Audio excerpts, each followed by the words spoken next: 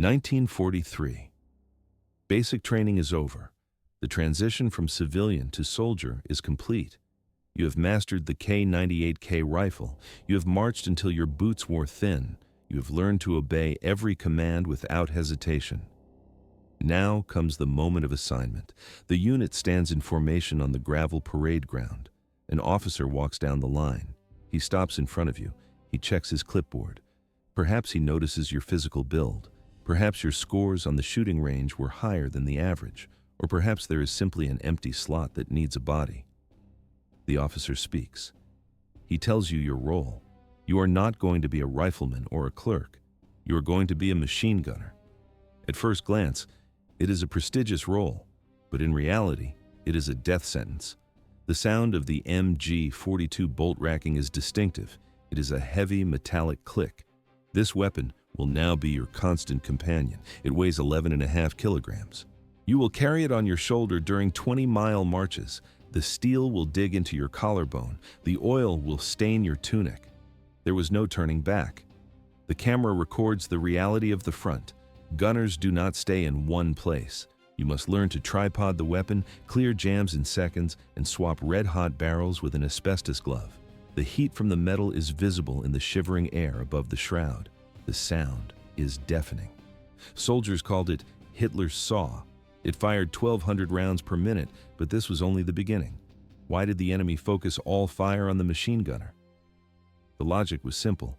One machine gun could hold back an entire battalion. To move forward, the enemy had to silence the gun. Snipers watched for the muzzle flash. Artillery zeroed in on the noise. Survival was a matter of seconds. The footage shows the gunner's assistant feeding the belt. The ammunition boxes are heavy. Each one contains 250 rounds. You are responsible for the lives of your squad. If the gun stops, the defense collapses. The weight of the responsibility was heavier than the steel. The order was given. The trucks were waiting. The squad moved toward the Eastern Front. 10 soldiers. That is the size of a standard German infantry squad. But within this group, one man holds all the power. You are the machine gunner. Why does the German army build its entire strategy around one weapon? At first glance, it is just a gun, but in reality, it is the heart of the unit. The Americans and the British view machine guns as support tools. They use them to help the riflemen move. The Germans do the opposite. In this squad, the riflemen exist only to protect you. Everything revolves around keeping your weapon firing. The core of the unit is a 3-man team. You are the gunner. Your assistant stands by your side to feed ammunition belts and swap out glowing barrels. The 3rd man is the ammunition bearer. He hauls heavy steel boxes and carries spare parts through the mud. 6 other soldiers carry Kar 98 bolt-action rifles. Their primary mission is to guard your flanks while you suppress the enemy. The squad leader coordinates the movement. The machine gun is your entire world. You carry a pistol for self-defense, but it is a last resort. Your assistant carries asbestos mitts. These are mandatory for handling metal that reaches blistering temperatures within seconds. Your weapon is the MG42. Earlier in the war, it was the MG34. This machine fires between 1,200 and 1,500 rounds every minute. That is 20 bullets every single second. No Allied weapon can match this speed. The sound of the mechanism is constant. You use 8x57mm Mauser cartridges. Every 5th round is a tracer. In the footage, you can see the glowing streaks of light. This allows you to walk your fire onto the target like a garden hose. But this power comes with a massive problem. A standard ammunition box holds 250 rounds. At full speed, you can empty that box in 10 seconds of continuous fire. Discipline is the only way to survive. You must fire in short, controlled bursts. If you hold the trigger too long, the barrel melts and the ammunition vanishes. Someone has to carry every kilogram of that lead on their back. Without ammunition, you are just a target. But there is a darker side to this role. You are the most important man in the squad. You are also the first man the enemy wants to kill. The math is simple. One machine gun produces 15 times more casualties than a single rifleman. Snipers look for your muzzle flash. Artillery zeroed in on your position. To the enemy, you are not a soldier. You are a high-priority target that must be eliminated immediately. Taking you out is the enemy's first priority. One bullet changes everything. It doesn't just eliminate one soldier. It cripples the entire squad's firepower. Every survivor who faces an MG42 learns a single lesson. They know exactly what to prioritize in the next engagement. You are being actively hunted from the moment you pull the trigger. Sepp Allerberger learned this reality within hours. He was an Austrian conscript sent to the Eastern Front in 1943. He arrived as a trained machine gunner. Later, he documented the experience of those first days in the mud. The footage of the era shows the chaos. He wrote that machine guns were magnets for metal. They received immediate attention from mortars, infantry guns, and snipers. Losses among machine gunners were disproportionately high. The math was simple. Most did not last a week. How long could he survive? Allerberger was 18 years old. He looked at the bodies of the men before him and understood the truth. His chances of reaching his 19th birthday were near zero. He needed a new job immediately. An opportunity arrived at Voroshilovsk. Allerberger was wounded in action. During his recovery, he found a captured Russian sniper rifle. He began to experiment with the optics. He practiced until he became an expert marksman. His superiors noticed the results. They reassigned him as the regiment's sniper specialist. This decision saved his life. Allerberger went on to record 257 confirmed kills. He became the second highest scoring sniper in the German military, but he never would have reached that number behind an MG42. He would have been a statistic in a trench. The Allies developed specific protocols for your position. American training films played in darkened theaters across the Atlantic. They taught soldiers to watch for the barrel change. Even an elite crew needed several seconds to swap the hot steel. That window was the signal to assault. The Americans learned to spread out. A high rate of fire has a weakness. You cannot cover as much ground as the noise suggests. They practiced flanking maneuvers. One group suppressed the nest with steady fire. Another group moved through the blind spots to the side. The British were even more systematic. They utilized three-section assault tactics designed specifically for machine gun nests. Section 1 pinned you down. Section 2 hit the flank. Section 3 moved to the rear to cut off the retreat. There was no escape. What happened when tanks arrived? You became the primary target. Tank commanders knew that eliminating the machine gun unlocked the infantry behind them. They fired high-explosive rounds directly into the gun slit. If that failed, they used specialized tools. White phosphorus shells were the most feared. Technically, they were classified as smoke rounds. In reality, they were incendiary weapons. The chemical burned at extreme temperatures. It stuck to uniforms and skin. Water could not put out the fire. The British Churchill Crocodile was the final word. It was a heavy tank equipped with a flamethrower. It projected burning fuel over 100 yards. The sound of the pump was a death sentence. Once the Crocodile moved into range, the fight was over. The era of the static gunner ended in fire. 3,000 meters. That was the distance at which a German MG42 could kill an Allied soldier. How did these gunners survive long enough to rack up such high body counts? It was not luck. It was a combination of specialized engineering and deceptive tactics. In defensive positions, the crews never stayed still. They dug 3 or 4 different nests for a single weapon. The gunner would fire several belts from one hole, then immediately drag the gun to the next. The smoke from the first position would draw Allied tank fire, but by then, the gun was already firing from 30 yards away. The Americans and British often thought they were facing an entire company of machine guns. In reality, it was just one crew moving fast. The core of this defense was the Lafette 42 tripod. It weighed 45 pounds. It was heavy, made of solid steel, and turned a light machine gun into a precision sniping tool. It used heavy buffer springs to eat the recoil. The gun did not jump, it vibrated. The optics were the real advantage. They allowed the gunner to see targets 2 miles away. But the most dangerous feature was a mechanical box called the Tiefenfeuer automat. It functioned like a clockwork engine. The gunner set 2 range limits and a horizontal sweep zone.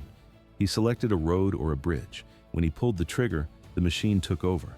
The gun automatically traversed and searched the area with lead. The gunner did not even need to hold the grip. He could tie a cord to the trigger and sit 5 feet away in a deep trench. The gun fired. The gun swept. The gunner stayed behind cover. Deception was a standard drill. One crew would fire tracer rounds high over the heads of the enemy. The Allies would see the glowing streaks and assume the fire was directed at their rear. They would stand up to advance. That was the trap. A second machine gun, hidden and using non-tracer ammunition, would open fire at waist height. The soldiers never saw the rounds that killed them. These tactics decimated Allied ranks in the hedgerows of Normandy and the peaks of Italy. But high efficiency made the gunners the primary targets of every sniper and mortar crew on the field. Gunter Koszorek was one of these gunners. He served with the 24th Panzer Division on the Eastern Front. He kept a secret diary. This was a crime under military law. Commands feared that personal journals would give intelligence to the Soviets if captured. Koszorek did not care. He wrote on scraps of trash and discarded paper. He sewed the pages into the fabric lining of his winter coat. Every time he went home on leave, he ripped the lining open and gave the pages to his mother. The diary vanished after 1945. It only reappeared decades later when Koszorek reunited with his daughter in the United States. It was eventually published as the memoir, Blood Red Snow. The text reveals a brutal psychological shift. In the beginning, Koszorek and his friends were eager. They wanted the front. They talked about glory. They believed the propaganda. 3 weeks of combat ended the talk of glory. The enthusiasm vanished. Koszorek wrote that no one mentioned heroism anymore. The only goal was to leave the death trap alive. He watched friends disappear in artillery bursts. He saw men shot through the skull by snipers while they ate. Fear turned into a cold, sharp hatred. The soldiers stopped fighting for a cause and started fighting for retribution. Koszorek was hit 6 times. He survived the machine gun nests, the snipers, and the Russian winter. He walked away from the war alive. But the young man who had volunteered for the Panzer Division no longer existed. The war ended. The diary remained. June 6, 1944. Heinrich Severloh was 20 years old. He was a machine gunner with the 352nd Infantry Division. His position was Widerstands Nest 62. This was a concrete strongpoint on a hill overlooking Omaha Beach. From this elevated bunker, Severloh had a clear field of fire. He sat behind an MG42 machine gun. Below him, American landing craft lowered their ramps. Severloh began to pull the trigger. In his memoirs, he claimed to have fired 12,000 rounds from his machine gun. He also fired 400 rounds from a rifle. The carnage lasted 9 hours. Severloh believed he killed or wounded between 1,000 and 2,000 men. Military historians dispute these figures. Total American casualties across the 6-mile stretch of Omaha Beach were roughly 2,400. It is unlikely one gunner caused half of all losses. How many did he actually hit? The exact number is impossible to verify. But the reality on the ground was clear. Soldiers in high positions like Severloh caused massive losses. The men exiting the boats had no cover. They were cut down in the surf. The footage from the era shows the result, a beach covered in bodies. Severloh survived the war, but his mind did not recover. He suffered from severe depression. He could not sleep. For decades, recurring nightmares woke him in the night. He never spoke to his 4 children about the war. He carried the weight in silence. One moment haunted him more than any other. It was not the thousands of rounds fired into the crowd. It was a single shot from a Kar 98 rifle. Severloh spotted an American soldier carrying a flamethrower. The man had found cover. Severloh took aim, focused on the individual, and pulled the trigger. Why did this one death matter more? Machine gun fire is impersonal. You spray a zone, but the rifle shot was intentional. It was a choice to kill one specific human being. This single act of violence stayed with him for 50 years. At first glance, he was a decorated soldier, but in reality, he was a broken man. In the 1960s, Severloh read the book The Longest Day, found the name of an American chaplain, David Silva. Silva had been shot 3 times in the chest on Omaha Beach. Severloh tracked him down. When the 2 men finally met, they did not speak. They hugged for 5 minutes. Severloh joined an association of conscientious objectors. He published his memoir 55 years after D-Day.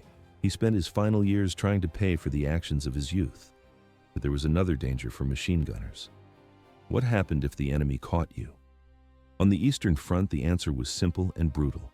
Sniper and machine gunner Allerberger wrote about this in his own records.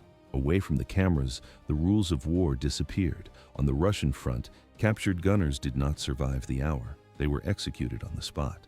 Events accelerated. The war moved on. But for the men behind the guns, the shooting never truly stopped.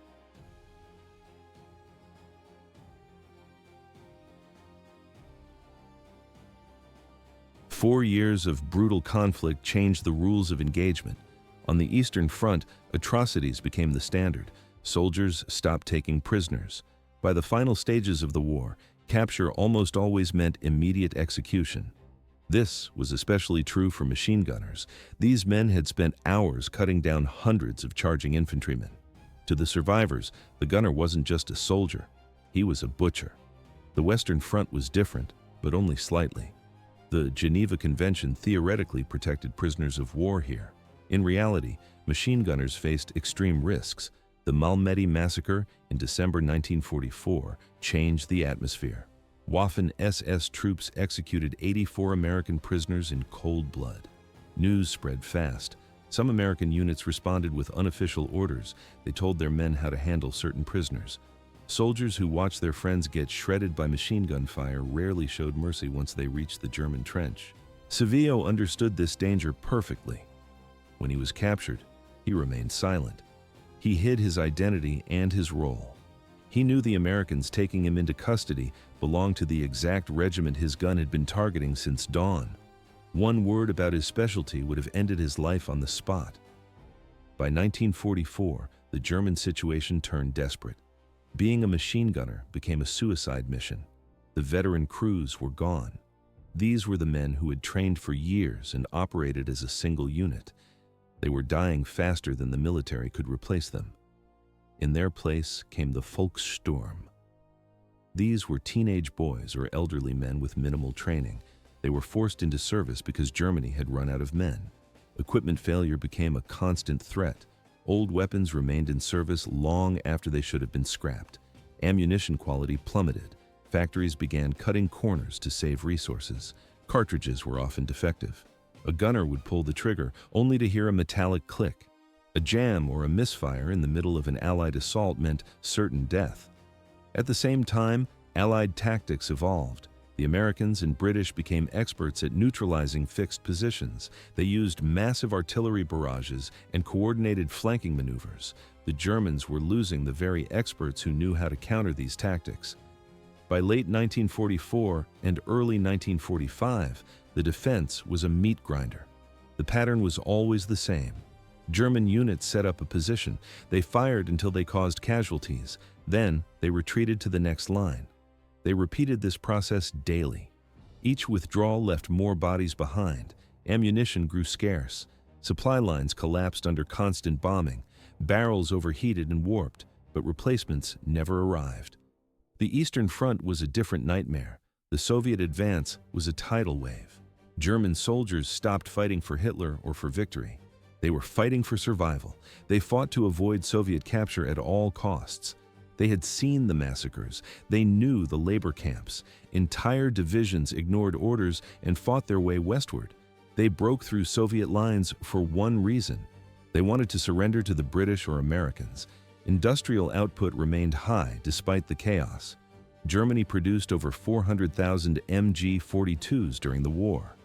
The design was a masterpiece of engineering. It was so effective that modern armies still use modified versions today. More than 80 years have passed since its debut. The weapon outlived the regime that created it.